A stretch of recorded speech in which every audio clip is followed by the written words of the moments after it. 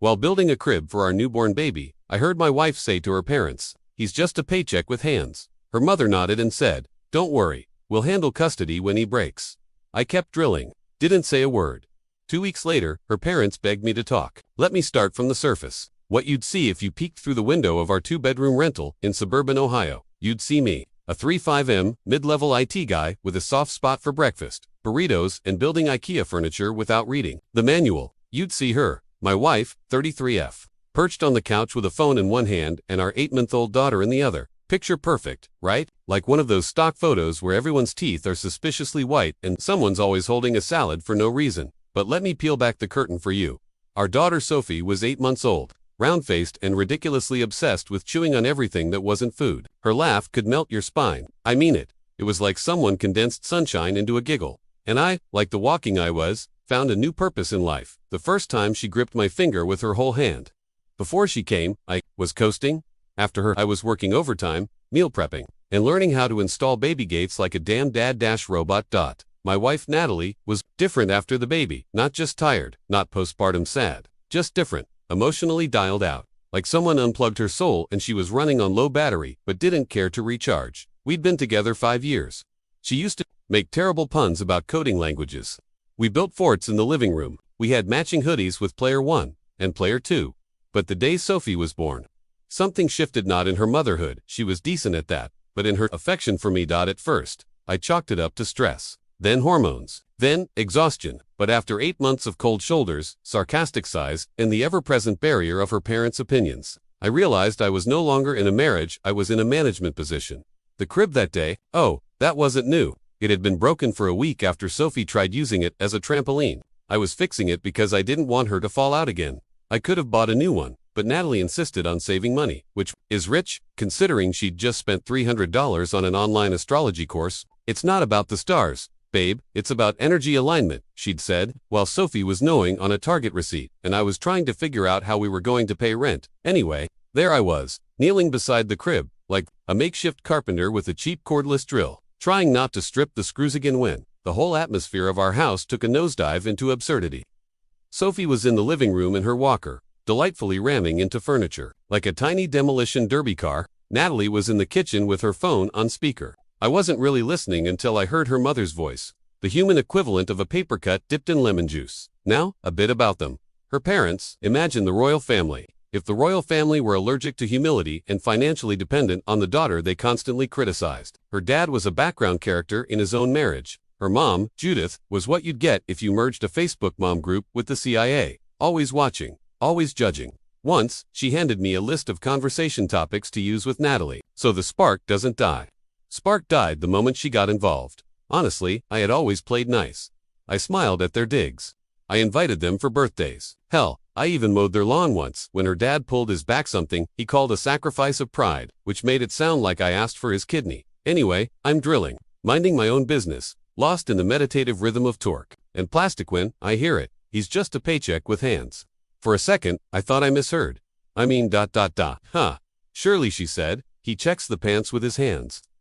Which would have been weird, but not nuclear warhead of betrayal. Weird, but then no. Then it got worse. Don't worry, her mother said, cool as a cucumber in a snowstorm. We'll handle custody when he breaks. I didn't flinch. Not even a twitch. I kept drilling. That drill bit went into that crib like it was the last screw on earth. If you were watching from the outside, I probably looked even, but inside, I was a blender full of rage, heartbreak, and a dash of disbelief. And the lid was off. Let me tell you something. Hearing your wife call you an ATM with limbs to your face would be bad, but overhearing it when she didn't even care if you heard.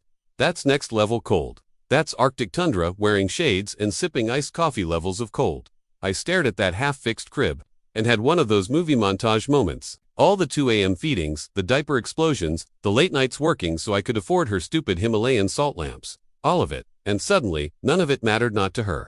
I wasn't a partner, I was a utility, and yet I said nothing. Not then, not yet, because here's the thing. When a man hears the crack before the fall, sometimes he lets the splinters spread. I wasn't going to break, I was going to build, starting with that crib. 2 weeks passed since that moment. 2 weeks of grinding. Silence, and I mean grinding. You know, that kind of silence that wraps itself around your thoughts like a python squeezing the life out of you. Every morning, I woke up and did the routine. She would give me a kiss on the cheek, probably. because her mother told her it was necessary for keeping up appearances. Sophie would squawk from her crib, a little feed-me demand that cracked the calm of our sterile kitchen. And I'd go to work, put on my plastic smile, and pretend that everything wasn't hanging by a thread. And as for her Natalie, she was mostly in the same spot she'd been since Sophie was born, tired, a little worn, but with a glint in her eyes that told me she was starting to make decisions. Not ones she'd ever share with me, but decisions nonetheless. She'd been distant, yes, but now she was calculating, like one of those old-school chess masters plotting their next move. While the opponent was still fumbling with the pieces, her parents, though so too I could feel them circling like vultures. I had been their project long before I ever married Natalie. The whole look what we made thing, constantly hinting at how they thought I could do more. It wasn't just the parenting advice they gave me, no, it was more than that. It was the constant reminders that I wasn't good enough, that I'd never be the right kind of guy for their daughter. You know, the perfect guy. The one who showed up with flowers every week and had a real job, not a nerd job, like mine. My career in IT was apparently just code and coffee to them. The thing is, I didn't mind. It used to sting, sure, but by the time Sophie came along, I had learned to shut it out. There's a weird resilience that forms when your in-laws treat you like a footnote in their daughter's life story. At first, I'd tried to impress them. I'd tried to be what they wanted me to be, a more suitable version of myself. I wanted them to like me. But over time, it became clear that no matter how much I tried, I'd always be the guy who didn't measure up, the guy who couldn't understand the subtle complexities of their world. That night, 2 weeks after I heard her mother's cruel words, I found myself staring at a text message from Judith. Her mother. It was short, cold, direct. Come by for dinner tomorrow. We need to talk. There are things you need to hear about your future here. It didn't take a genius to know what this was about.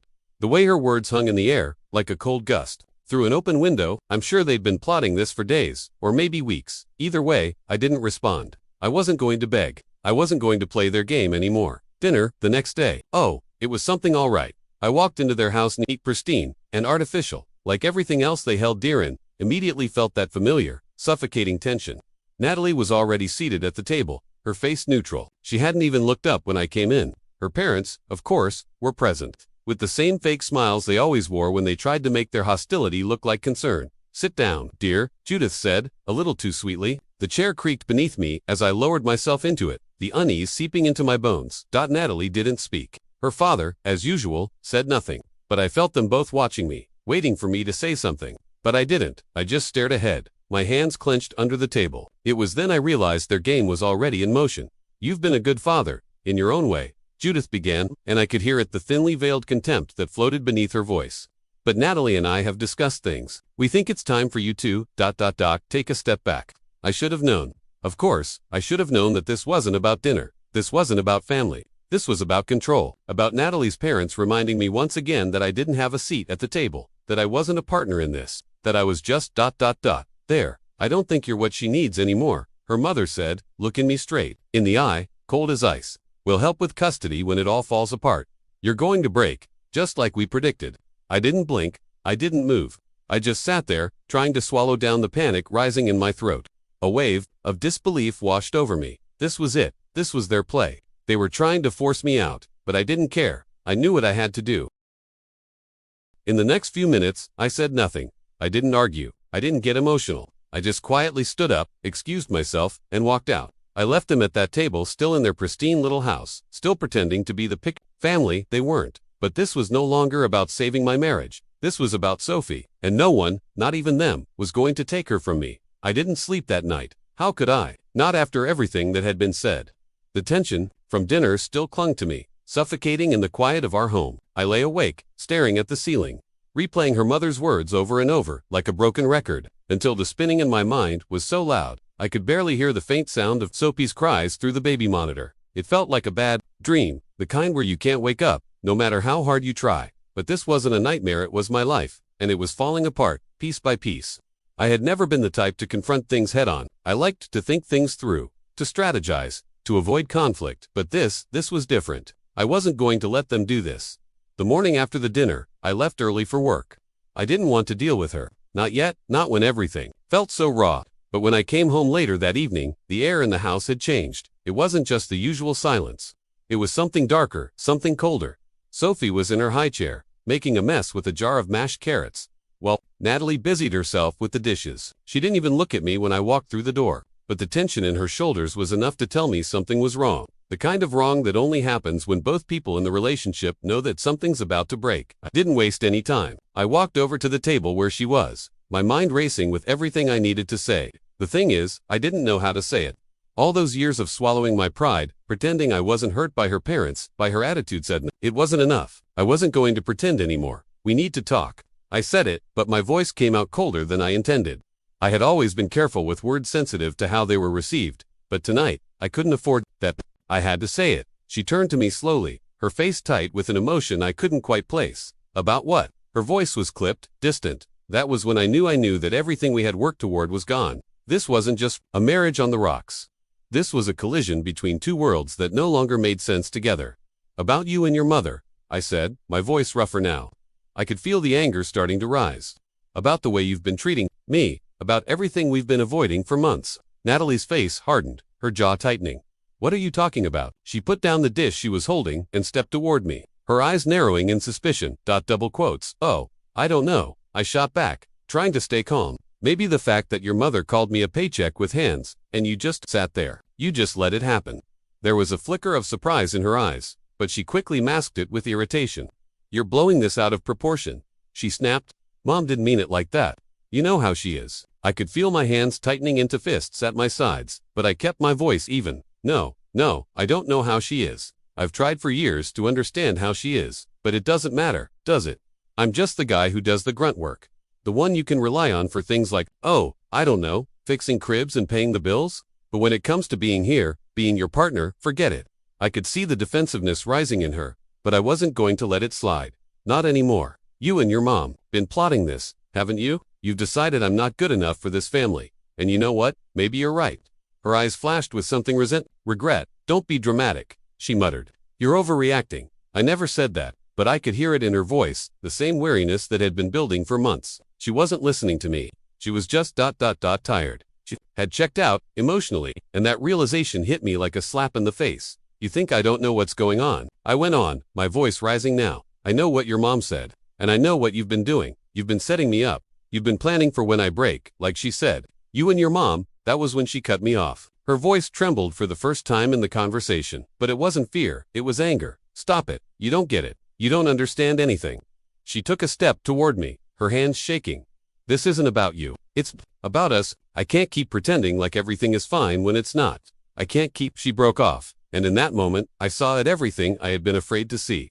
The final crack. She wasn't in this marriage anymore. She wasn't even trying. You don't want to be with me anymore, do you? I asked. It wasn't a question, it was a statement. And the moment I said it, I knew I had been right all along. She had already made up her mind. Her eyes shifted to the floor, and without saying a word, she walked out of the room. That was the moment. The moment when the last thread between us snapped. I stood there, alone in that kitchen, with nothing but the sound of Sophie's laughter ringing in my ears. I waited for the door to slam, the one I had always feared, but had somehow been too afraid to face head-on. It never came. Instead, what followed was silence, quiet, thick, and uncomfortable. The kind of silence that makes the space between two people feel like a chasm. Miles wide and impossibly deep. Natalie's footsteps faded as she walked into the other room, leaving me standing in the aftermath of words I hadn't fully meant to say but knew I couldn't take back. But I didn't chase her. I didn't beg her to come back. Because somewhere deep down, I knew. She was already gone. This wasn't about the cribs or the broken promises.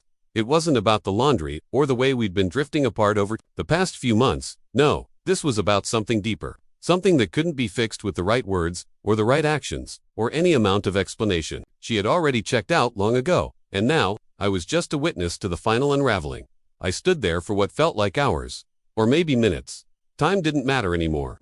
Sophie's giggle echoed from the other room, her innocent sound, cutting through the thick fog of tension. I could hear her playing with the toys, oblivious to the storm around her. And in that moment, something inside me snapped into place. I wouldn't let her become a casualty of all this. I left the kitchen and walked toward the living room, where Natalie was sitting on the couch, her back turned to me. She didn't even glance over when I entered the room, but I could feel the weight of her stare, even from across the room. I didn't care. I'm leaving, I said.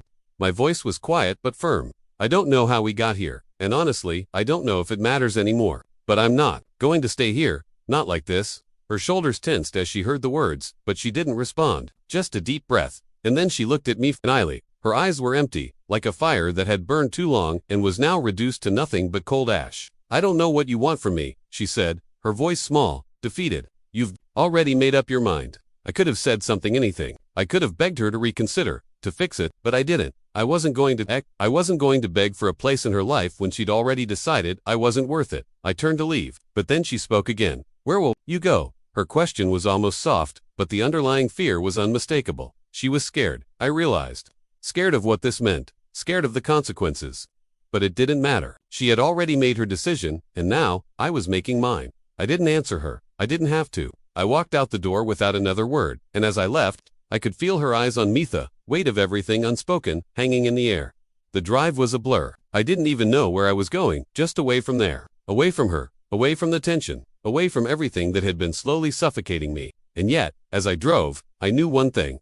I wasn't leaving Sophie behind. Not for a second. When I left that night, I had no clear plan. But as the days wore on, the weight of the situation began to settle in. I wasn't just fighting for a marriage anymore. I was fighting for Sophie, for her safety, her well-being, and her future. It became clear that I couldn't rely on a simple conversation or an apology from Natalie. The things her mother had said to me, the way they had treated me for years, weren't just casual comments. They were part of a larger pattern of emotional manipulation and control. And I knew that if I didn't take action now, Sophie would be caught in the middle of it all.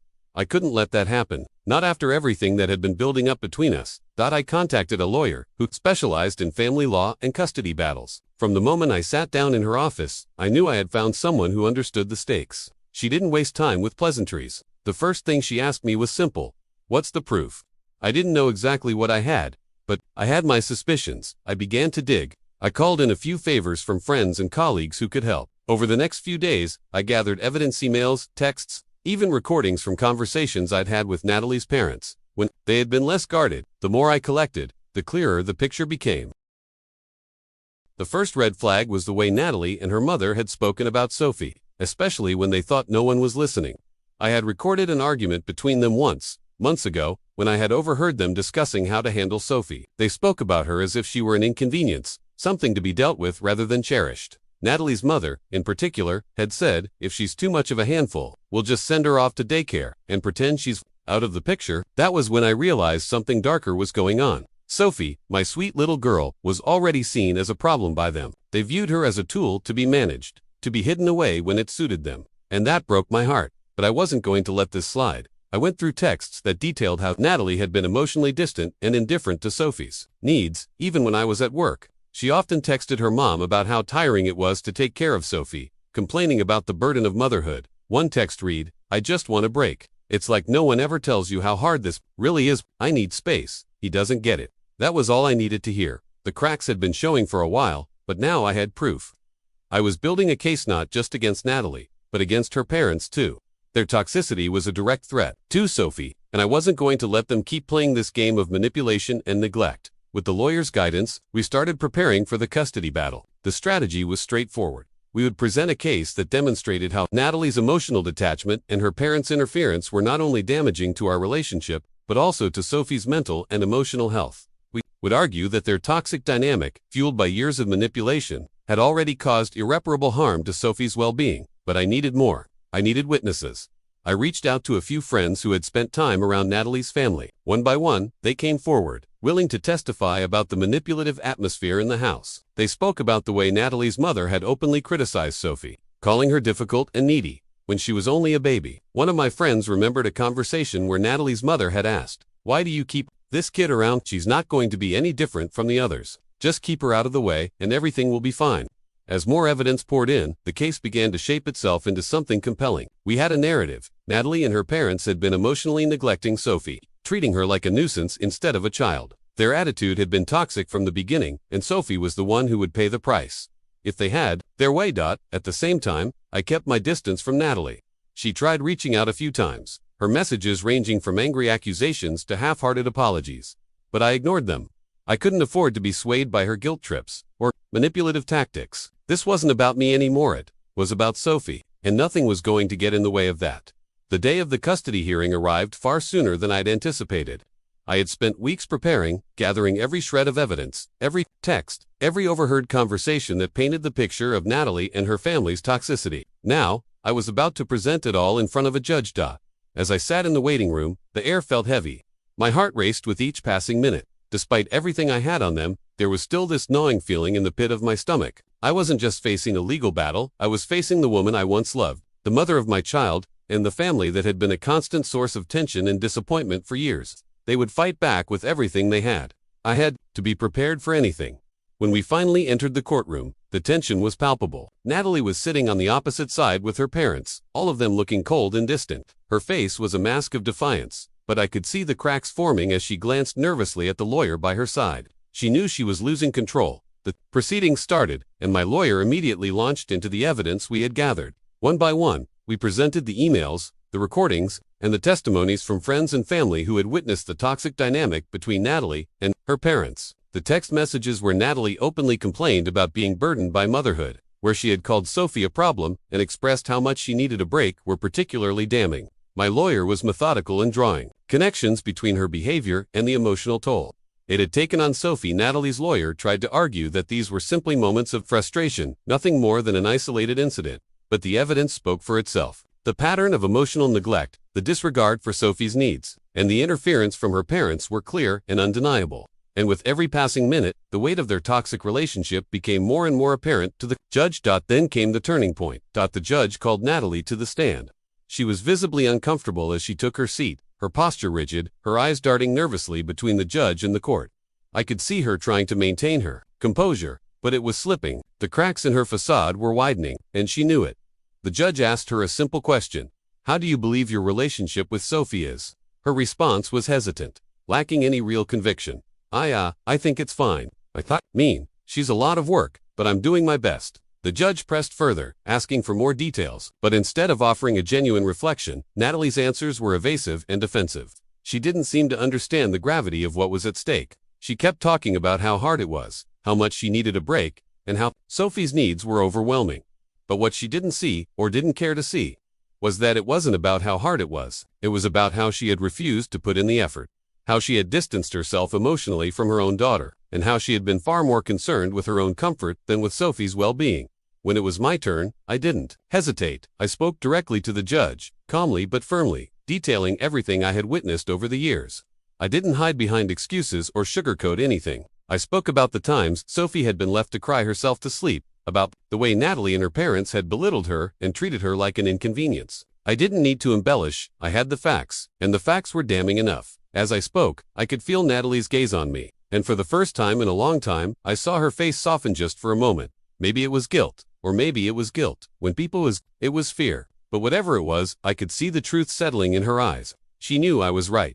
The final blow came when my lawyer presented the last piece of evidence, a recording of Natalie's mother talking about Sophie, as though she were a burden. If she gets too much to handle, we'll just send her to daycare. The recording went, she's just like all the others.